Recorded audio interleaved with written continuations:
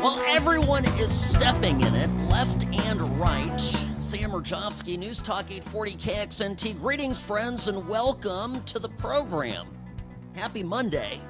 I tell you, everybody, it's just frustrating to see these ridiculously stupid tweets, interviews, commentary flowing around about how Trump is weaponizing the Department of Justice. I mean, this is laughable. Look at Chuck Todd. Over the weekend, yesterday, I think, a tweet from Chuck Todd, quote, "The virus killing democracy right now is this two wrongs make a right mindset. Revenge over principles." And so what is this? This is the left's latest ploy of how to wiggle out of liability for the 4 years of intense and deeply unlawful, unconstitutional weaponization of the Department of Justice, of county and state prosecutors, in their quest to destroy Donald Trump, his supporters, and anybody, frankly, in Trump's orbit personally and politically. This is what it's all about. Now, I said there are misnomers on the right as well, because the response isn't, well, yeah, they did it, so now we're going to do it. That's not the right response.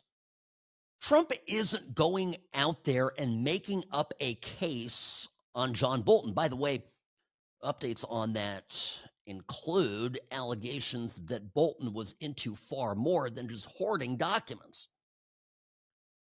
There may be, and again, we'll know a lot more when these things are unsealed, when the prosecution, if charges are ultimately filed and the charging documents are unsealed, the allegation is that there were some pay-to-play schemes with some foreign entities, that Bolton basically was benefiting from his credentials, from his ability to have access to classified information, and was selling his consulting services to places like Qatar. Now, again, this is an allegation, but it could be far more significant than what we believed on Friday. But that's just an aside. So whatever the evidence shows, if there is a crime, how come, in what universe is it appropriate? How come Bolton would be able to get a pass simply because Trump ought to be taking, the high road, or quote unquote principled, a principled position? What is that? That's my question for Chuck Todd, and for conservatives who go, well, it's tit for tat, and that's fair.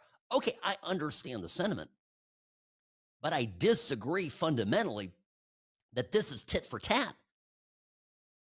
We are prosecuting people according to the law. Did Bolton break the law? Did Obama break the law? Did Hillary Clinton break the law? All of these people were sitting there.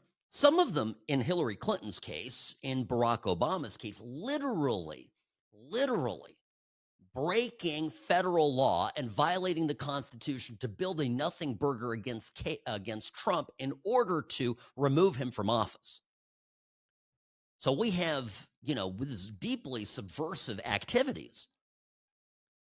And they then spent 4 years, 8 years wagging their finger at Trump. Oh, he's a felon. Oh, impeach him. Oh, this.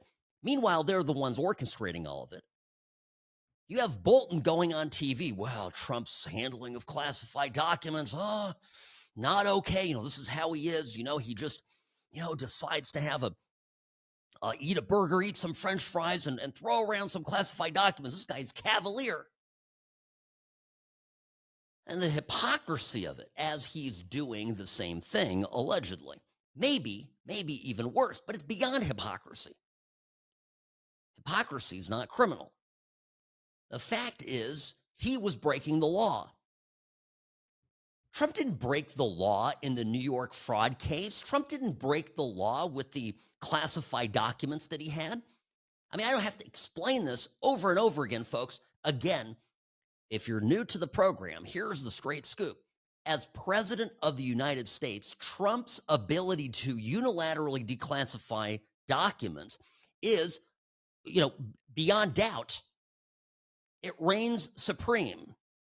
Hence, Biden, when he was vice president under Obama, Bolton, any of these clowns could not ever have declare themselves unilaterally a document or any material that's classified, declassified. They couldn't do that.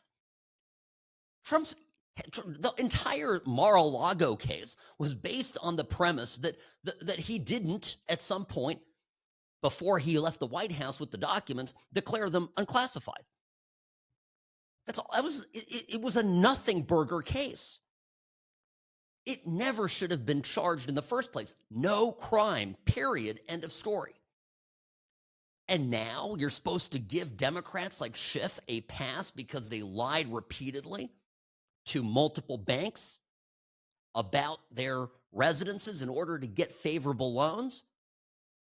As ordinary Americans in this country can't even get financing, can't even get mortgages, these elite members of the government thumbing their noses at us, lying and cheating, but of course, Trump's supposed to give them a pass. That's absurd. It's fundamentally wrong. And I think we understand this.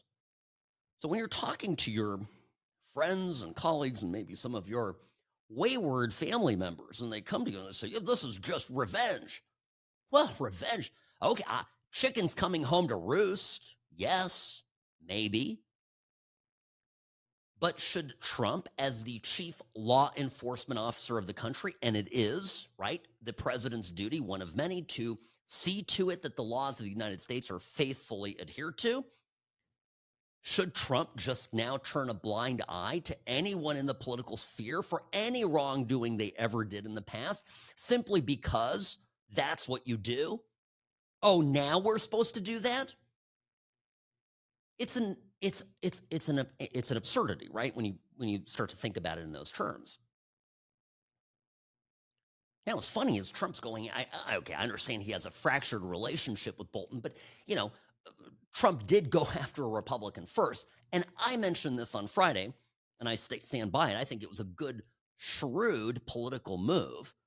And I believe it was calculated to not start with Adam Schiff, to not start immediately with Obama, to not immediately go and have the first target of a raid, of a prosecution, be a registered Democrat. Bolton, is this wayward Republican. And I've been battling all weekend on X, on Twitter, where you can find me at What's Right Sam, shameless plug. I've been battling with a lot of neoconservative Republican Bush, type people who, we agree 90% of the time, but they're just all bent out of shape about Bolton. What did Bolton do? How is Bolton part of this? What did Bolton wasn't a part of the lawfare? And my answer to those of you who go, well, Bolton, what did Bolton do? Is that's exactly my point. It's not about retribution for the lawfare. It's about accountability. And when it comes to Bolton, one very important question you need to ask, actually, there are two.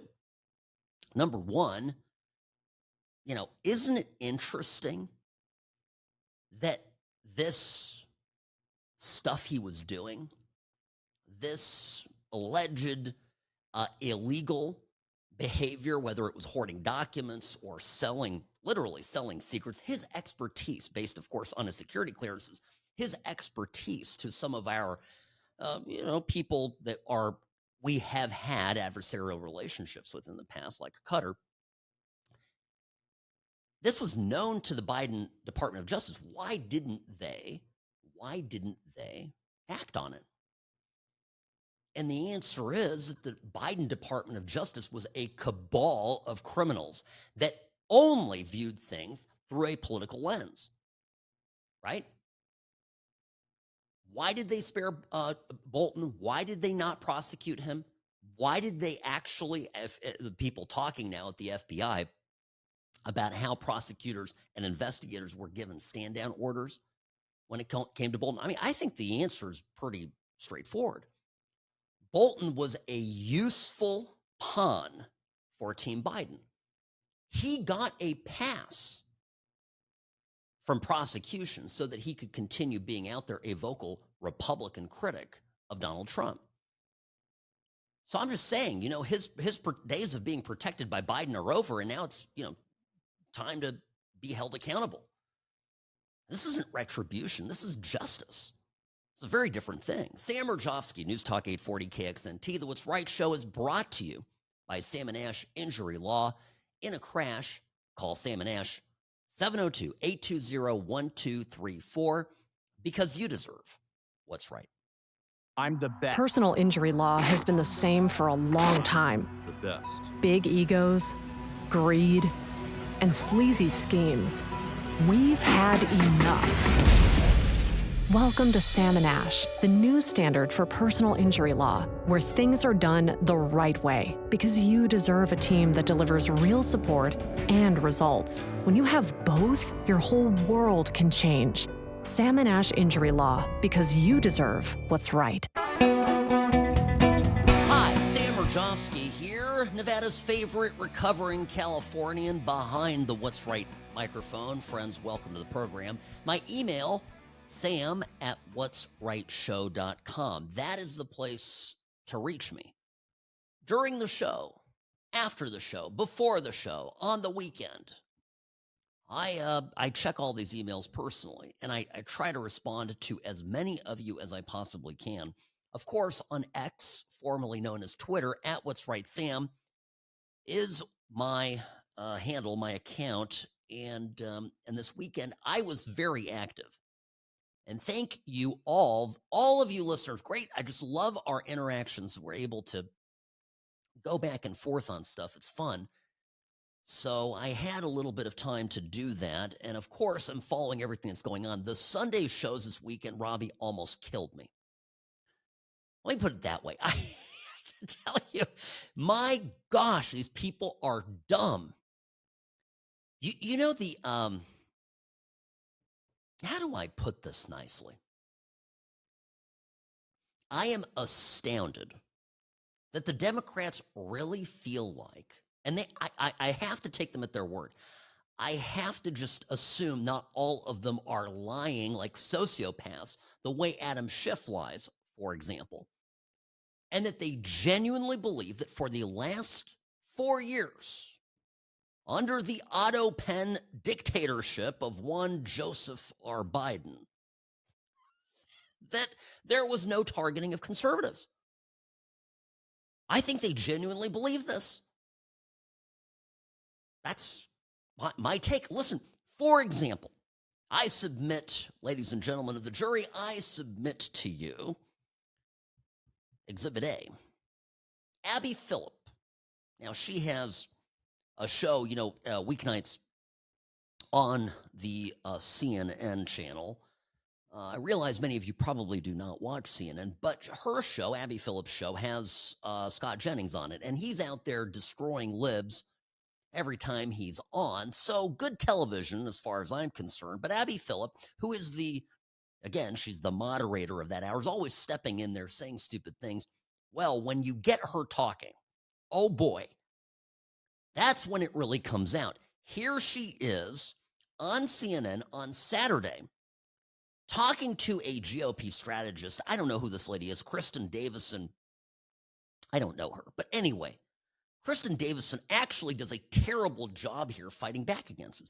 Abby Phillip claims, just without any hesitation,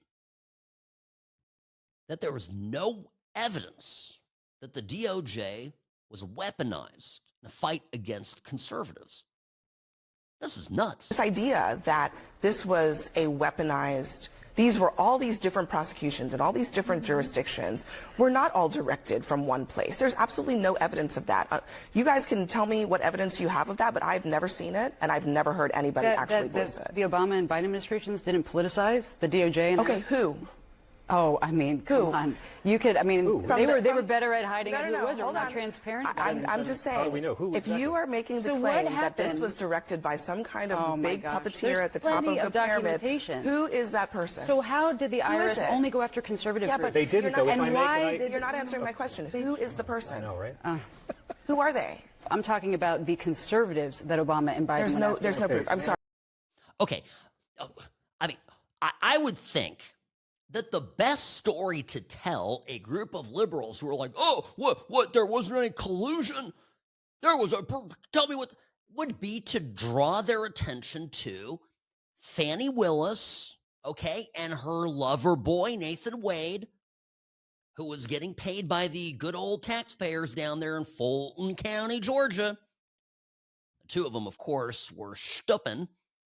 She paid him a bunch of taxpayer money to be a prosecutor on the case, even though he was in private practice. Weird deal. But remember, one of the reasons they got caught is there was travel that the two of them, they went to the White House. And the stated purpose of the trip was to confer with Jack Smith. There were high-ranking members of Biden's Department of Justice that met with Fani Willis, met with Nathan Wade, and went over their case, Fani's case, and the Jack Smith, special counsel to the two cases that were ongoing. They did. They colluded. It's a matter of record. My God damn it, put me on this show. What if Kristen, whoever this person is, like, oh, well, it happened. Well, that's one. By the way, remember when Loretta Lynch had a meeting on a tarmac of an airport with one William Jefferson Clinton? And they were, these people, they were talking apparently about their grandkids. I mean, that was what they... Remember this, Robbie? Oh, we talked about our grandkids. Give me a break. What about the 51 intelligence officials who sat down together and agreed to write a letter that we know? I mean, you're telling me that 51 intelligence officials got together and didn't know that Hunter Biden's laptop was real, and that wasn't done for the express purpose of helping Joe Biden and hurting Donald Trump? They knew it was legitimate, by the way. Michael Morrell, former CIA director, and Jake Sullivan, the former director of policy for Obama and later national security advisor for Biden, knew this.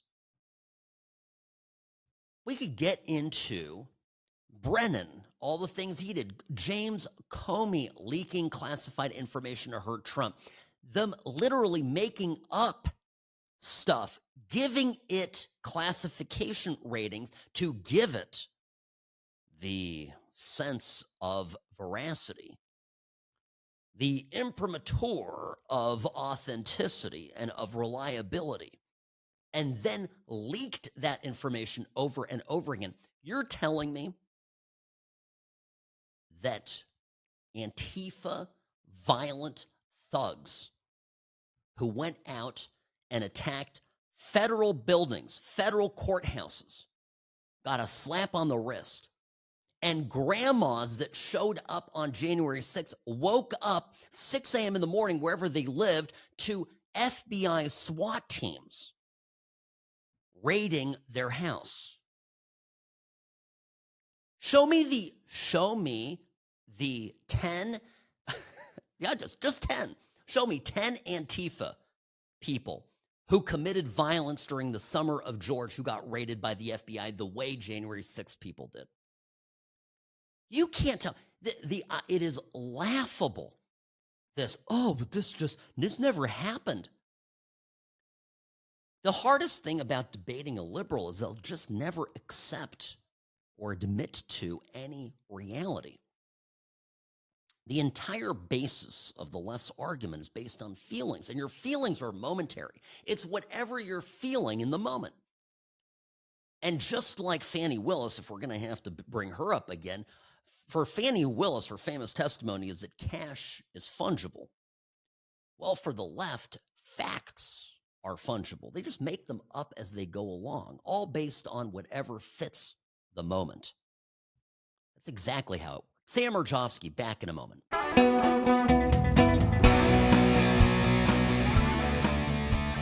Greetings, friends. Welcome back. The What's Right Show, making radio great again. Monday through Friday, 1 to 3 p.m. on News Talk 840 KXNT. All right. Email me with comments, questions, concerns. Your emails are always welcome. Sam at what'srightshow.com. Some polling here. Polls. Why don't I just give you this one here? Rasmussen released yesterday on X a full week of Trump approval numbers. This is from the 17th to the 21st. So here's the, by the way, there's a little bit of inside baseball. These polls depend very heavily on how you're weighting the three big groups, Democrats, Republicans, and independents. The reason so many liberal-leaning polls are always off, oftentimes favoring the Democrat, is because they oversample on Democrats. Now, Rasmussen is a conservative pollster, Republican pollster, generally pro-Trump, and has been historically, past 8 years, 12 years, very, very accurate and on the nose. And this is interesting, Robbie. Democrat 35, Republican 33, Independent 32. And I thought about this before I give you the numbers. I thought about, why would you do it this way? Well, I mean, Democrats are down across the country. We're experiencing it here in Nevada. I mean, the Democrats keep losing registered voters, and and Republicans keep gaining. This is happening everywhere, and it's happening. By the way, California, it's happening in New Jersey, it's happening in Pennsylvania. Blue states are experiencing this. Okay, so I thought, why are you weighting the Democrat by 2 points more than the Republican? And I came to the conclusion is that as we're gearing up for the midterms, the propensity of Democrats to vote will be higher. The Democrats are foaming at the mouth. They're angry. They're agitated. They are coming up to strangers on the street and wagging their finger menacingly in their faces. How could you be voting for a fascist, for a dictator, for a wannabe king, I think is what they call Trump. Anyway, so I could see that the Democrats are more likely to vote. Anyway, just a little bit of polling magic for you all. All voters, 49%. This is very good. Trump's approval numbers are up, in other words. What do you think is the minority group? Minority group, or actually any racial group, now that I look at the numbers. Any racial group that views Trump most favorably. Okay, I give you the choices: white, black, Hispanic, and other. Other, I guess, kind of catch-all group for everybody else. Would it surprise you if I told you that white, okay, 51%, black 37%, other 45%, Hispanic at a whopping 54%? The only people that are agitated about Trump's immigration enforcement being a overtly racial act are liberal whites. I mean, just numerically. And black, by the way, at 37%. I mean, it's historically quite strong for a Republican president. Democrat has about a 27 approval rating among registered Democrats. Interesting. Independent, 41%. GOP, 81%. So we have about 19% of the Republican Party that do not approve of the job Trump is doing. And you can only surmise that these are people that belong to the George W. Bush and John Bolton school of Republican politics. So Trump has been steady. since July 3rd between 47 and 50%. And this is in spite of getting a tremendous amount of bad press. You'd think bad press. But really, my point in all of this is Trump just needs to continue doing exactly what he's doing. He has to fulfill campaign promises. Look at this no cash bail executive order. Signed some executive orders today. Just a quick aside. I don't know if the executive order honestly will stick legally. It's not the point. The point is that Trump thinks this is a winning issue. It's an issue that he talked about, if you remember, on the campaign trail over and over again.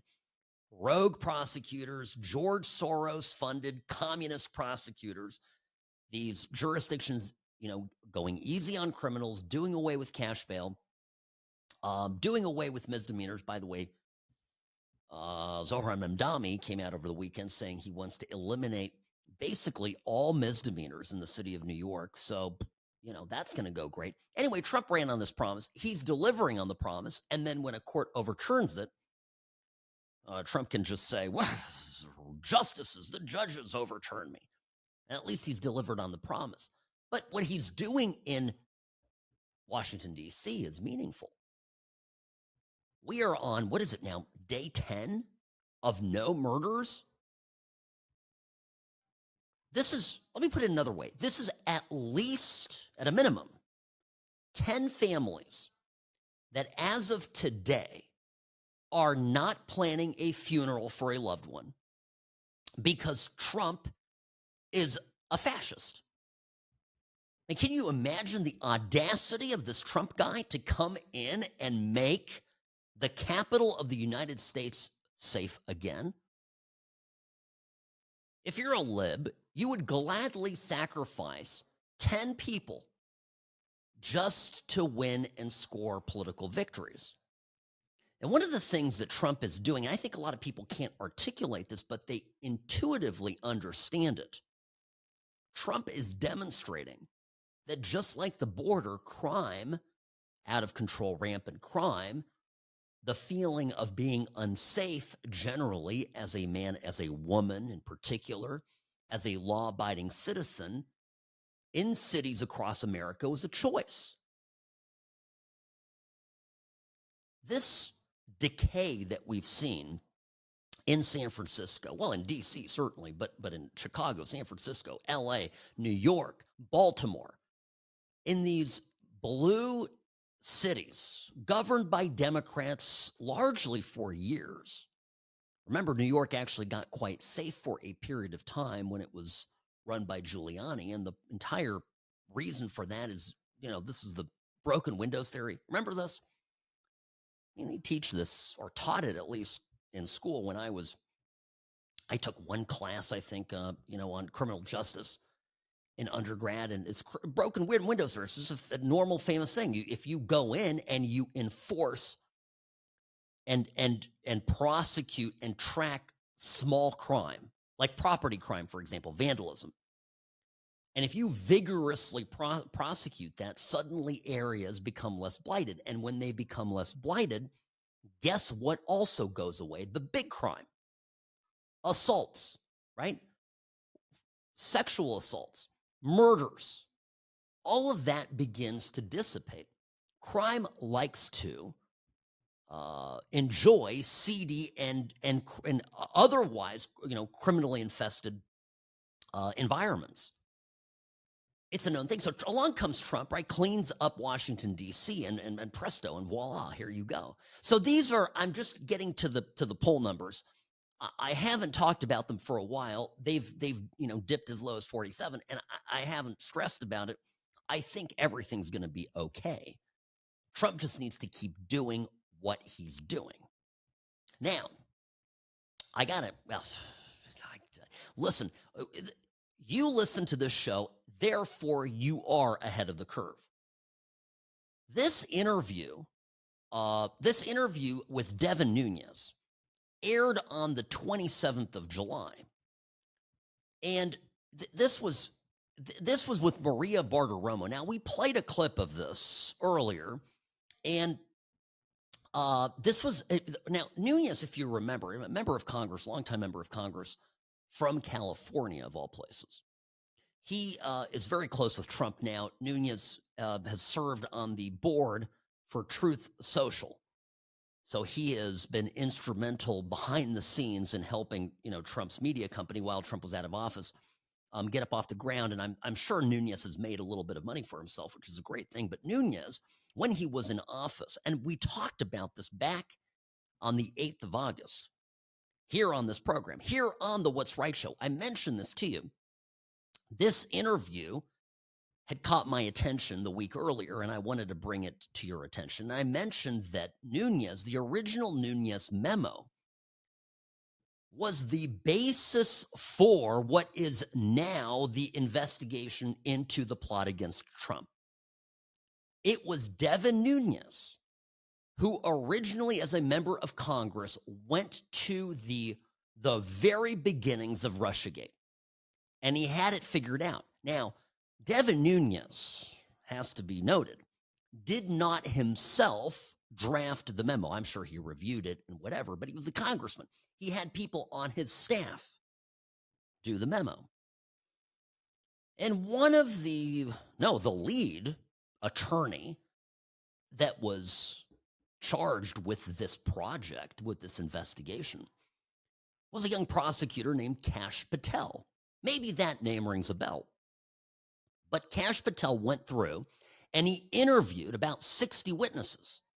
He went through the FISA court applications, the Carter Page fiasco. He went through the Steele dossier. He went through and, he did a couple interviews about it at the time, and he talked about the 3 C's, the collusion, coordination, and conspiracy. And the Nunes memo, I think it was released in February 2018, so we've known all this stuff for 7 years, you can believe that, came out and eventually was the basis for everything that was going on. Now, here's the interview. I'm bringing this up now because over the weekend, this interview with Maria Bartiromo and Nunes has begun making the rounds. Everybody's digging it up and playing it over and over again on all of the networks. Here's the interview. I want you to listen to it. So you believe that they raided Mar-a-Lago because they were looking for this? They were looking for the intelligence community assessment, your report on Russia's influence campaign targeting the 2016 presidential election. That's why they raided Mar-a-Lago? I believe it had to be one of the things that they were looking for. Because, look, that report is pretty damning if people take the time to read it. It's, 45 pages. It's spent... we had a dedicated team that spent nearly 2 years down at the CIA looking through this. It was blocked from getting out. And the reason that report is so important, right, that's, let's just dumb it down, simply put. We went through every single piece of intelligence that existed. And if anything, it was clear that if Putin was going to do anything, he probably wanted Hillary Clinton to win. Well, this is, folks, the root of it. The root of it. Remember this. The raid on Mar-a-Lago was a retrieval mission. They went to get back the goods that Trump had on the deep state. And it's all coming to light now because all these documents were known to Trump because, of course, he was close with Devin Nunes. And Devin Nunes wrote, all the way back in 2018, the definitive tome, the definitive report on all this nasty stuff that Team Biden, before Team Obama and Team Clinton had pulled on Trump, their efforts to remove Trump from office. Now, Nunes, in this interview, added that the DNC colluded and that everybody, from John Podesta on down, are lying. And what do we know?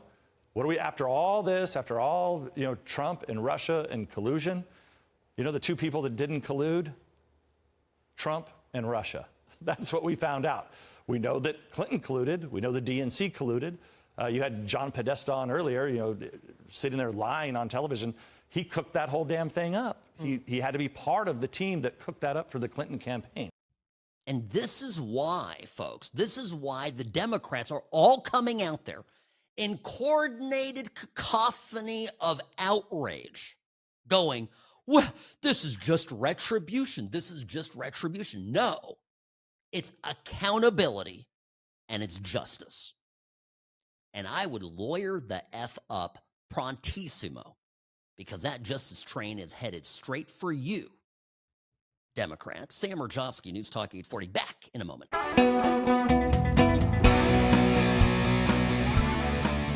Well, they're panicking, of course, because justice is going to come at a cost. Sam Mirejovsky here, Nevada's favorite recovering Californian behind the What's Right microphone. Greetings, friends. Welcome back. Now, what a lot of people don't remember is back when Devin Nunes wrote his famous memo with the help of a staff attorney, a staff prosecutor by the name of Kash Patel. That's right.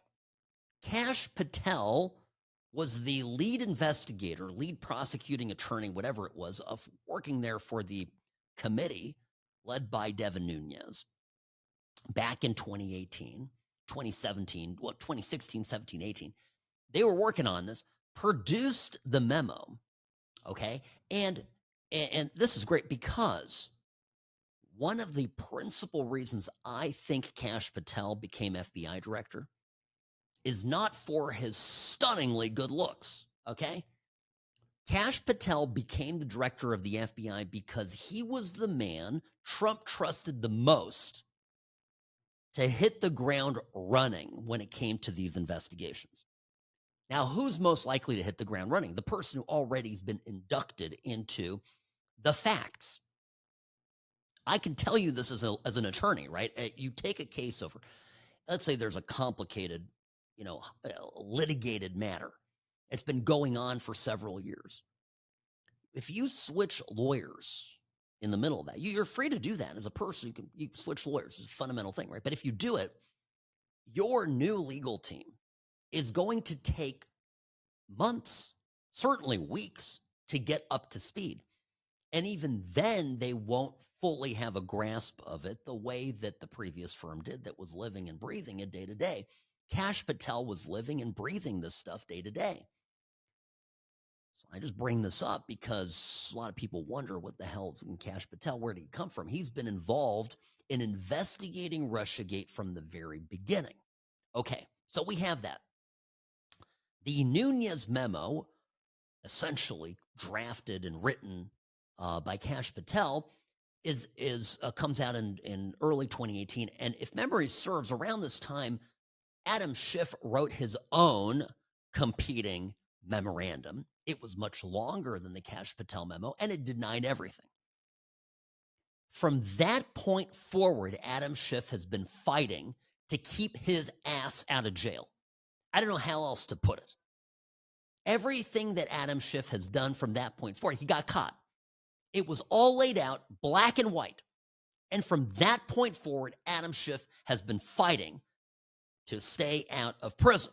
Now, again, everything you hear Adam Schiff say has to be interpreted through that lens or through that, that paradigm of a man fighting for his survival. Here he is yesterday on NBC's Meet the Press, and Adam Schiff talking about the Bolton raid. And, this is a common talking point among Democrats, and they're listening to him. They're having him on the program. Listen to this, because it's just so pathetic. Oh, my gosh. I think this is clearly retribution. I mean, the idea that they just picked John Bolton, a prominent critic of the president, at random. What the president is trying to do here is very systemic and systematic, and that is anyone who stands up to the president, anyone who criticizes the president, anyone who says anything adverse to the president's interests gets the full weight of the federal government brought down on them. So if you're John Bolton, you get your home seized. If you're on the Federal Reserve and you won't lower interest rates, you get threatened with prosecution or with firing. If you're a general, like the head of the Defense Intelligence Agency, and you issue a report, or your agency does, casting doubt on the success of U.S. military strikes on Iranian nuclear facilities, you get fired. If you are the head of the Bureau of Labor Statistics and you give a jobs report that the president doesn't like, you get fired. they're essentially going after any critic, any opposition in an effort to intimidate them. That's what this is about. It's not about Bolton per se. It's about anyone else that, like Bolton, might stand up to the president. Oh, I see. So when they raid Adam Schiff's house, by the way, they didn't seize Bolton's house. They just executed on a search warrant. How many times did Adam Schiff claim over the past 4 years that no one is above the law? Wagging his finger, no one's above the law. Well, no one's above the law. Bolton's not above the law. Schiff isn't above. If the president of the United States or a former president of the United States is not above the law, then certainly you aren't either.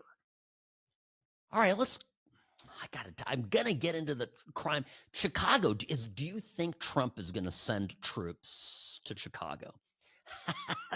Be right back.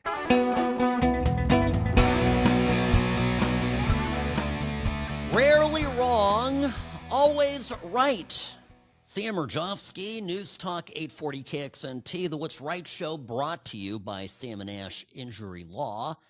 In a crash, call Sam and Ash 702-820-1234 because you deserve what's right. So, there was a tweet over the weekend on X by Frank Luntz. He is the Republican pollster, inside the Beltway guy, definitely not a Trumpster. And Luntz put out a tweet that caught my eye. In fact, I was looking for it this morning as Robbie and I were doing some show prep, and I thought that perhaps he had deleted it. Because when it comes to Luntz, who is an inside the Beltway guy, big criticisms of his liberal friends can maybe get him into hot water occasionally. So the tweet was about Newsom. And he basically said, well, here, I got the tweet. Hold on, I've got it here. This was yesterday. It accompanied a video of NBC News from LA about the spiraling homeless crisis. And basically, every single frame of this video is just image after image, video completely filled with human filth filling the streets of LA. To which Frank Luntz adds or writes, I like Governor Newsom personally, and I was glad to go on his podcast earlier this year. Nevertheless, I don't think he can win a national election. A video montage of California's homeless problem would be electoral kryptonite. Ha! So, what do I make of this? You know, Trump right now is toying with the idea of going into Chicago. He's cleaned up the District of Columbia. Even some of his most vociferous critics have begrudgingly admitted that Trump has been successful in improving matters in our nation's capital.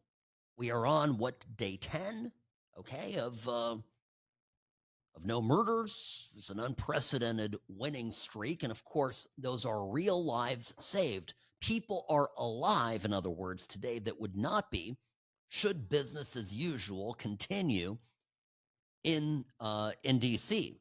Now, I keep thinking about this. Why is this so important? And it's beyond just winning the hearts and minds of the people of the District of Columbia. And it's beyond just a proof of concept that if you enforce the laws, shockingly, the result that you'll get is increased public safety. I think that this is going to be the number one issue in 2028. I think, of course, barring some major economic disaster, World War III, anything like that, if we are right smack dab in the same circumstances as we are today, then the number one issue in 2028 will be the two competing visions for America. On one side, Democrats, with their so-called compassion, will favor everyone except for law-abiding citizens, and Republicans on the other, fighting for the law-abiding at the expense, of course, of the criminal miscreants. And you're going to say, well, Sam, what about immigration? That's the, kind of elephant in the room. Everybody's been out of shape about it, but I would say it falls into the same category. Look at, Kilmar Abrego Garcia. Judge lets the Maryland man out of prison. They set him free last week, was released on Friday. Kilmar Abrego Garcia's victory lap as a free man lasted but 2 days. Today, Garcia was taken into ICE custody. The judge has blocked his deportation. I think they want to send him to Uganda. Well, they gave him an offer to send him to Costa Rica. He could have enjoyed a little Pura Vida down there, enjoyed some coastal tropical beaches. But no, Abrego Garcia decided to fight. Fight. He was going to be the continuing face of the resistance against Trump. I honestly want, and there's part of me that's convinced that Trump is doing this on purpose. I want the Democrats to continue to fund the lawyers, the many lawyers that are representing Mr. Garcia, to prolong and extend back and forth his release, his detention, his release out on the street. I just want this thing to drag on forever and ever. The more the Democrats put themselves behind a full-throated support of an accused human trafficker and illegal alien, the more votes they lose in the midterms and ultimately in the general election. This is not a good look for the Democratic Party. This is great, I think, as an issue for Trump. But see, it's part of a broader thing, right? Trump is willing, and he's communicating this, right? This is the message, right? If you are a suspected lawbreaker, and you're not even in this country illegally to begin with in the first place, we are going to remove you. We don't care, okay, what lawyers get funded by what Democrat billionaires. We don't care if 10, 20 lawsuits get filed against us. We don't care if we have to fight this all the way to the Supreme Court. We are going to remove you. We're going to bundle you up. Tom Homan, ICE, DHS, going to show up, bundle you up, and you're out of here. And we'll worry about, whatever later, and without any apologies. And on the flip side, we can continue doing what's happening in California, where they continue to, and I bring this up because it's Newsom, right? Newsom is positioning himself past couple of weeks very aggressively as the leader of the anti-Trump resistance, as the person with the loudest anti-Trump voice. And he is picking up a tremendous amount of Democratic support. He's got this ridiculous account. It's his press account, the governor's Newsom's press account. And it's not him, but people are loving it because this account is very vocally fighting back against Trump and just being silly all around. I don't think in the long run it really helps, but it's not my point here. My point is that Newsom is all in on maintaining what the most unpopular Democratic policies simply for the sake of scoring points with his base. Newsom, who is all show and no substance, who is on year 22 of his 10-year plan to get rid of homelessness in California, who allowed half of the state to burn to the ground, who could not, for the life of him over the past 8 months, do much of anything for the victims of fires, who has repeatedly taken public money and somehow converted it for private use. I mean, it can go on and on. In every way, shape, and form, Newsom is a failure. But the Democrats right now want noise. They want outrage. They want to feel their feels. And Newsom is pandering to the base of the Democratic Party. And you have people, very serious people, looking at the data. Well, his account on X is up 400%. His interactions, his, the contact that he's having with on that account with supporters is up big time. All the metrics show that what he is doing is working. It's only working among the people that may end up ultimately voting to put him into office. The Democratic grassroots. Fine. But he's going, ultimately, and Frank Luntz is absolutely right about this, the guy does have some sense of what's up. Ultimately, in the general election, if the competing vision is a lawless America where people are laying on the streets in squalor and filth, where drug use has taken over, where people are passed out, where Narcan has to be administered thousands of times a day just to prevent mass overdoses, but where at the same time drug use and drug transactions, the sale of illicit drugs, is tolerated, where billions are spent on homelessness only to end up in the pockets of government-connected charities and NGOs, where people don't feel safe, where kids, schools are in the midst of all of this stuff I'm describing. And that's the Gavin Newsom promise. And then on the other hand, you've got Trump sending in the National Guard, sending in the cavalry, and saving American cities one by one. You tell me what's going to happen in that general election. You have no idea how radicalized the center of the country is going to become. I think that's the thing to watch.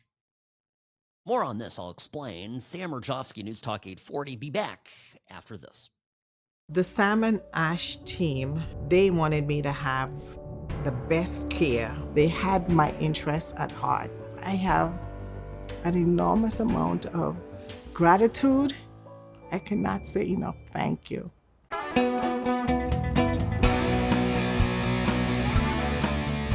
Hi, welcome back. Okay, I think here on the What's Right show, I need to come up with, tell you something here that's important. Those of you stressing about Gavin Newsom. Yes, he's a formidable force. Yes, he's well connected. Yes, he has the backing of the Democratic Party. But this guy is a deeply flawed candidate. And let me tell you why in just a second. Sam Mirejovsky, here behind the What's Right microphone. Greetings and welcome to the What's Right show. Sam@what'srightshow.com is my email. So his new Twitter persona, the one that is, I guess, emulating Trump's style. I suspect that it's a few people running this thing with the help of AI, drafting these tweets, some of them very cringeworthy. On Thursday, he put out this tweet. This all has to do with the redistricting, okay? Newsom puts out this tweet. And the tweet is, I've got it here. Hold on, just bear with me. Okay. It's this one where it was all caps. Again, this is on Thursday, the 21st, last week. The best maps ever made. My maps will soon pass in the greatest legislature anywhere in the world. Remember, the legislature was voting on the maps. They ultimately approved it. The measure goes to the public of California, voters in California, for approval in November. Now, the tweet continues again in all caps. America can thank me, Gavin C. Newsom, and two very special people, Magic Mike and Rainmaker Robert, who lead the legislature. Now, this is the speaker and the head of the Senate there. This whole thing's all caps. Energy. Hold on one second. Here's one more thing. Okay, so the thing continues. Sorry, Tim, no gold bar for me, but I still love you, talking about Tim Cook of Apple. And he writes, people are already screaming, mama, mama, and I say, no, I am your daddy. The golden era begins in the golden state. It's all one tweet. It's just exhausting to read it, but you get the idea. It's all caps. It's, I'm in your face. Well, the next day, Ashley Zavala, reporter, asks Gavin Newsom at a press conference celebrating the passage of this gerrymandered map in the California legislature. Gets asked if the leaders there, President Pro Tem Mike McGuire and Speaker Robert Rivas, how they could impact the Prop 50 campaign. And the answer you get, this is such a low energy answer. Now, I've got an important point. Let me play the answer. And I know you can't, many of you, unless you're on Spotify, can't see this thing. But the video, I mean, the body language that this guy has, Gavin Newsom, he just is like bored and he's looking down and just like not paying attention. And he just has this like defeated body language. Who are responsible for these maps. It's ultimately Assembly Speaker Robert Rivas and Senate Pro Tem Mike McGuire. They are not here to answer our questions about ultimately these maps. I know, I'd love to. This is the second time they haven't shown up when a ballot measure is placed on the ballot by the legislature to answer questions from reporters. My question is, if those two end up running for Congress after this, how could that impact this campaign? How could that impact this campaign? I mean, considering voters did not want politicians drawing lines for themselves. You have to ask them.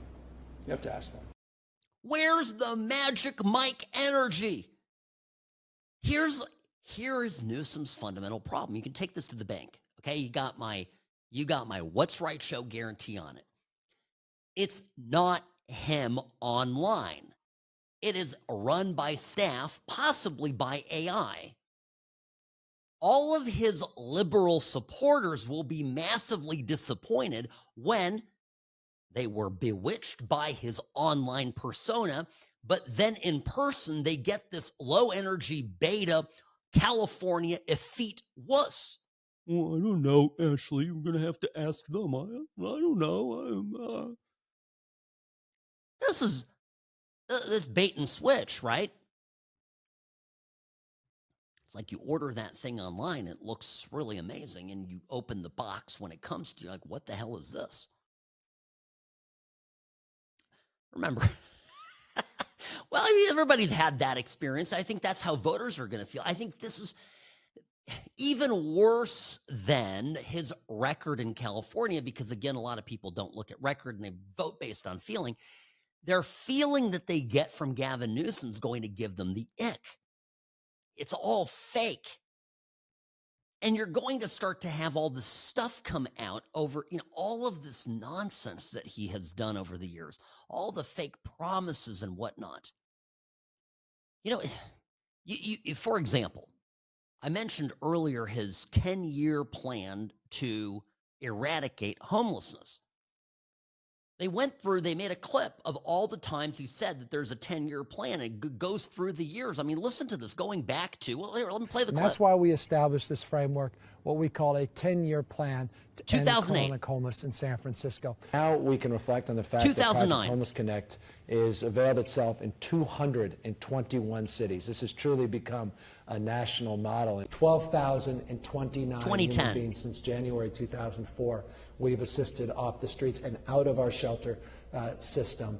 And it is not surprising the state has more people living on the streets and sidewalks, chronically single adults, than any other state in the nation, because we haven't done enough. Let's call it what it is. It's a disgrace that the richest state in the richest nation, succeeding across so many sectors, is falling so far behind to properly house, heal, and humanely treat so many of its own people. There's no greater manifestation of our failure as a society broadly, or as a state more specifically, than the issue of homelessness.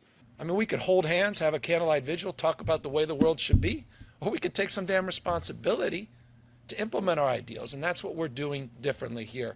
Let's see results. 2023. We'll fund success, not failure. I want to see results. You asked for money for encampments. We took $50 million, made it $750 million. Time to do your job. People are dying on their watch. Dying on their watch. How do people get reelected? He has been saying this stuff for like 20 years. Same BS. And all you have to do as a taxpayer is just spend more money. Oh, I promised $50 million. I delivered $750 million. That money is going to his friends, to his political contacts, has built up a vast Democrat patronage system. California taxpayers continue to get screwed year after year. budget surplus under Newsom turned into a budget deficit. Everything this man touches turns to poo. He's like the reverse Rumpelstiltskin. Imagine Rumpelstiltskin there, spinning literally gold into straw. That's not how the story goes. But it's how it works with the Democratic Party. And they just say, we can't do it. We can't do it. We can't take care of it. We can't deal with it. We can't. Oh, we need more money. And just like with the border, just like with crime, one of the things that's coming out of D.C. is all of a sudden the homeless encampments are gone. They just picked them up, bulldozed them, and said, go to a shelter. This public park across from these buildings and this hotel and the school is not your toilet. All it takes is political will. And the thing is, Trump is singularly responsible for demonstrating to Republicans that they can be tough on matters of crime, of homelessness, of immigration, foreign policy. That's really remarkable when you think about it. Sam Mirejovsky, News Talk 840, KXNT.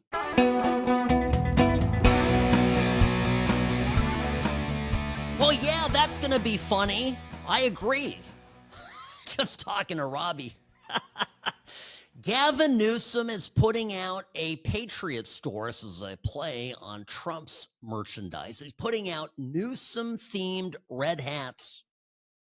How long is it going to be before a Newsom supporter wearing a red hat is mistaken for a MAGA bro and viciously beaten by one of these Antifa thugs? Well, imagine that. Sam Mirejovsky, News Talk 840 KXNT. Greetings, friends. Welcome back to the show. D.C. arrests now surpassing 1,000. 12th homicide-free day today now. It just keeps going up. 12th. That's 12th today. I had it as 10. It is the 12th day. Jeanine Pirro, who is the U.S. attorney for the District of Columbia, said there were 86 arrests on Sunday alone. Huge numbers. By the way, 111 guns have been taken off the street. Illegal guns. This should please the Democrats, but of course they're up in arms because when Trump is deploying the National Guard to the District of Columbia, this is the end of the republic.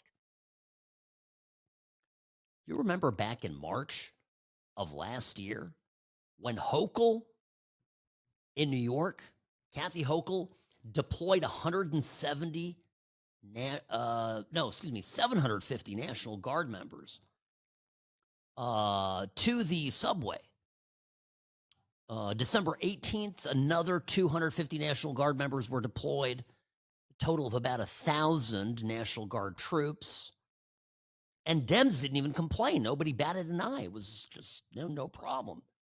By the way, Republicans didn't bat an eye either. I mean, we're like, hey, okay, you're finally admitting you got a problem. Good, let's get it done.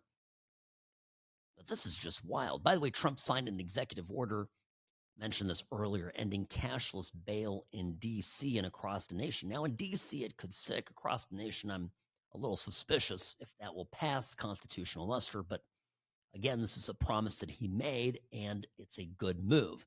Meanwhile, Chicago is in Trump's crosshairs. He has claimed he intends to deploy the National Guard there. And so TV crews in Chicago going around talking to residents. WGN9, local news in Chicago, talked to a few people. This was an interview that stood out to me. I have a lot of sympathy for. I have a lot of sympathy for these people because, again, they're living in an environment where this violence is normalized. Listen to this. I don't live far from here. I could walk here from my own home. It's very jarring. This is becoming way too normal in this city. And while some of the stats are down, that doesn't matter when two people were killed next door to you. The stats. They always talk about the statistics. Well, our cities California is so much safer than Tennessee per capita. Statistics are nonsense. I mean, these are people that fudge everything. They fudge the climate numbers.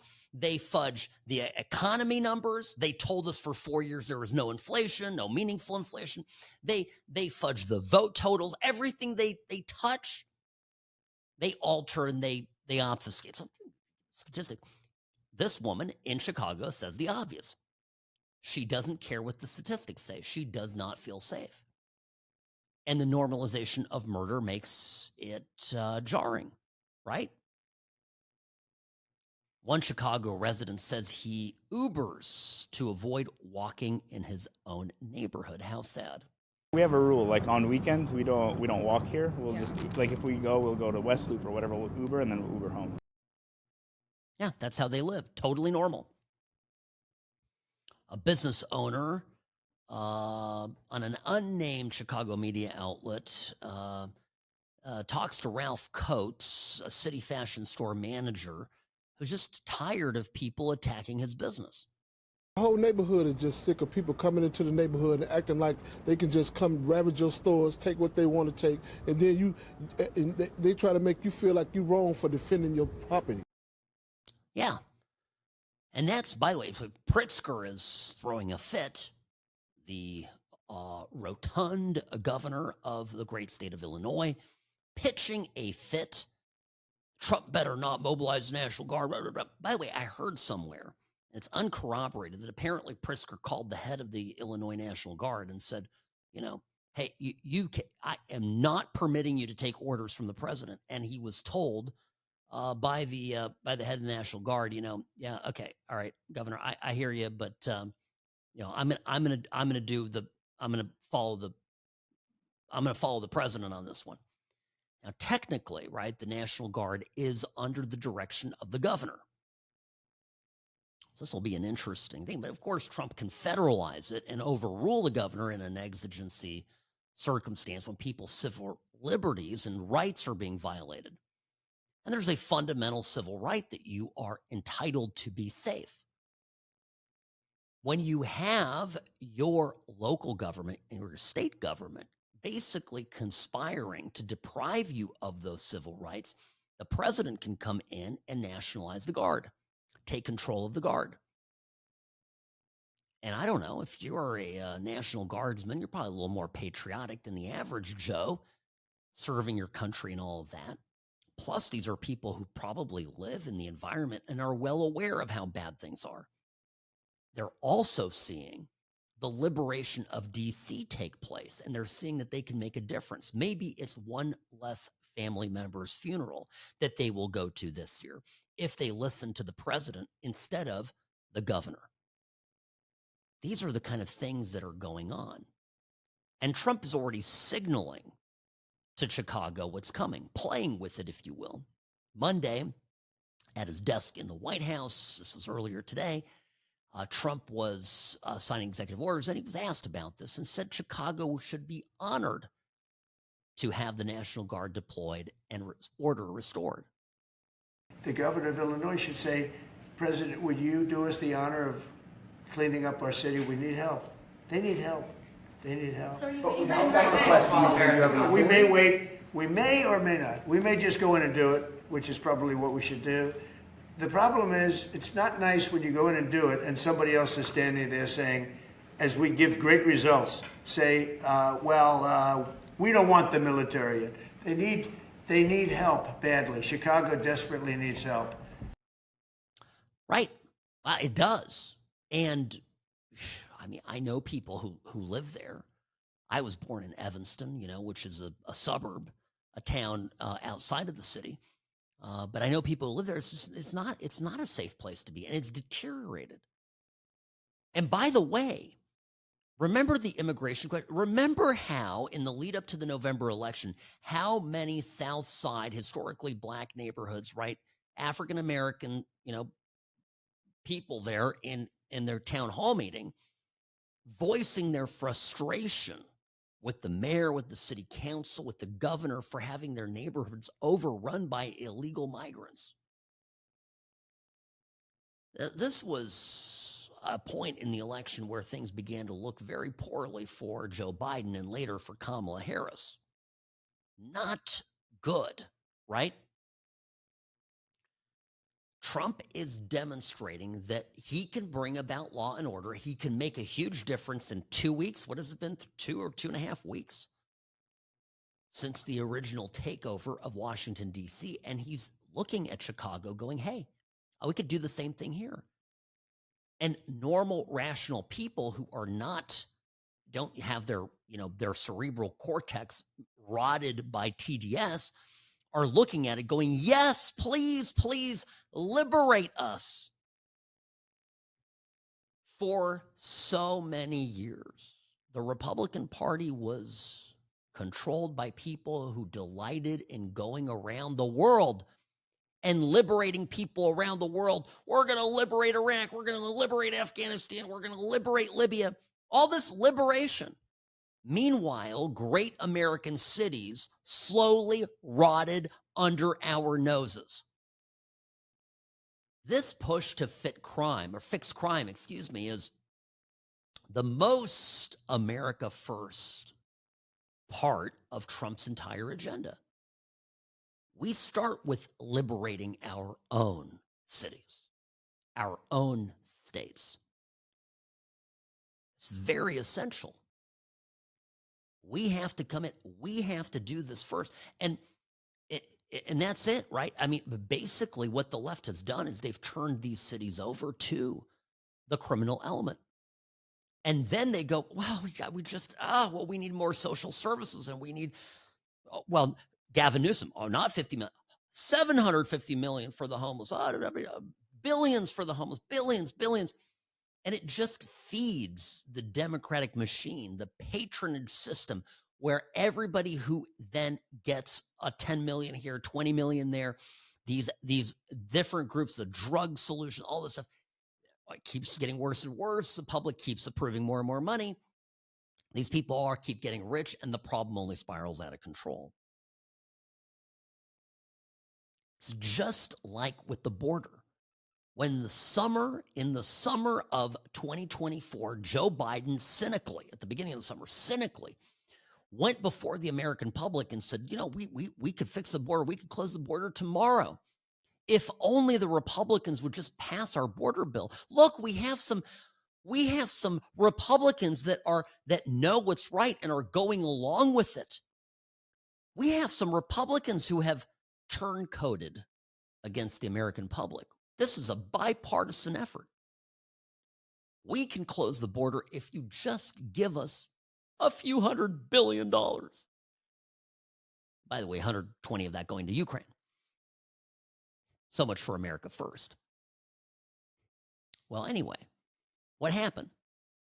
Trump did not have a penny more of spending power than was available to Joe Biden on the last days of his presidency, leading up to the end of his presidency. He did not magically come into a pile of cash. Trump took the same resources Biden had and with different political leadership closed the border within a month. Maybe faster. The whole thing is a fraud. All of it. Sam Mirejovsky, Nevada's favorite recovering Californian, News Talk 840, KXNT.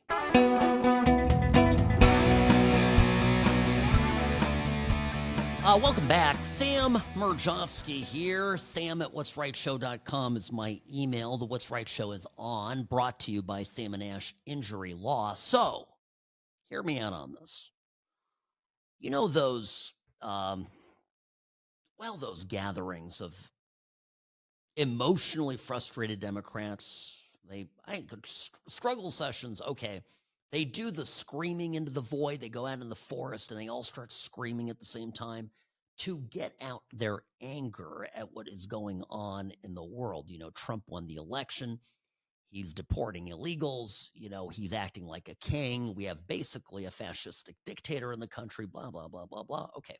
Well, Robbie, I don't know about you, but today, Monday, August 25th, the Democrats have their summer meeting in Minneapolis. And a lot of these speeches to me sounded like that. They weren't actually screaming, but you can just tell that these people have lost their minds over the fact that Trump is president, that he's being effective, and that everything that they are doing hasn't slowed them at all. For example, we always told you here on the program that the number one tool in the Democrats' playbook was the lawsuits that they were going to be filing against Trump, and they really haven't worked very much. A lot of that's fizzled. Here is Keith Ellison vowing to continually sue Trump and his administration. And to me, it just sounds like more of what already had happened in the past. Democratic AGs have sued this dude 44 times, and we'll sue him 44 more and 44 more after that. And we have sued him for gender-affirming care. Yes, we are not going to scapegoat our transgender community.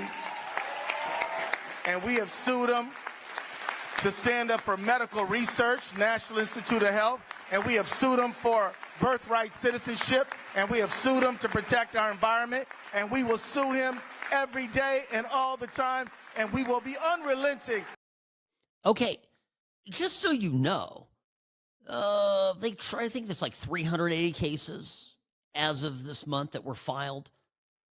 You know, 25 were fully blocked, 77 temporarily blocked. You know, this is like, you know, so far, so basically 100 of them, over 100 of them have been completely blown out of the water, and the rest are on track to do so. What is he bragging about? This is like, well, Mom, I tried really hard. And your mom's like, you got a D. What the heck? I don't care that you tried. Like, try doesn't matter. Go get a good grade. Now, the chair of the Democratic Party, this guy, newly appointed guy named Keith Martin, and he's a small little man with a lot of feist to him, seems to be under the impression the Democrats have always been completely above board in everything. And I guess now we have to start playing dirty. I'm sick and tired of this Democratic Party bringing a pencil to a knife fight. We cannot be the only party that plays by the rules anymore. We've got to stand up and fight. We're not going to have a hand tied behind our back anymore. Let's grow a damn spine and get in this fight, Democrats. He can't say bringing a knife to a gunfight, right? Because this is how politically correct and stupid the Democrats are. So he can't even say that. I can bring a pencil to a knife fight. Did people even say that? Right? What the?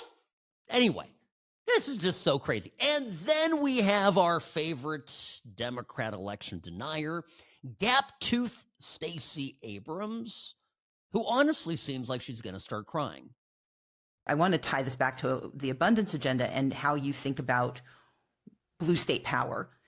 If it is true that he's a grand Ayatollah, that mystical power extends and can be, he can anoint his prophets, and he can remain in power even if he doesn't hold the title of president. And if that's the case, then there's no relief from this that is achieved by election, especially if we are truly in an authoritarian regime where elections are not real. So Trump, if you're following this, according to Stacey Abrams, is a grand Ayatollah. Okay. He's going to remain in power in perpetuity.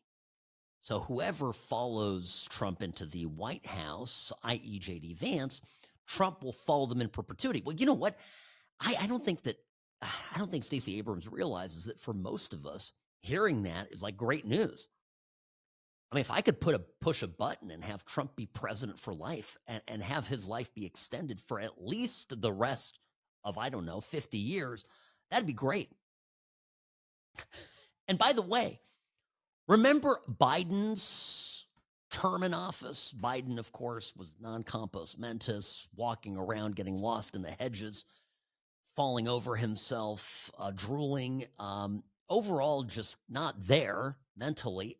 It was described by everybody, including Democrats, as Obama's third term. Everything the Dems do is projection.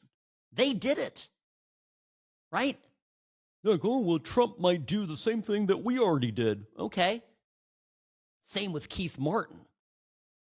I'm sick and tired of the Democratic Party bring a pencil to a knife fight. We cannot be the only party that plays by the rules anymore. Are you kidding me? The people that literally engaged in mass subversion to remove Trump from office, that concocted a scheme that involved the DOJ, the FBI, the CIA, all of our intelligence agencies, every part of the deep state working against a duly elected president is lecturing us that, well, I guess we can't play by the rules anymore.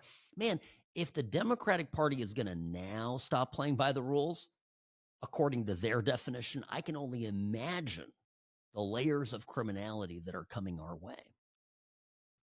Now, folks, I got to tell you, I got a lot more to cover. Robbie, this is why we need a third hour. We need another hour. We have at least 2 more hours of material here we didn't get to. Anyway, well, we'll get the best stuff tomorrow. That's what we're going to do. But, folks, I got to tell you,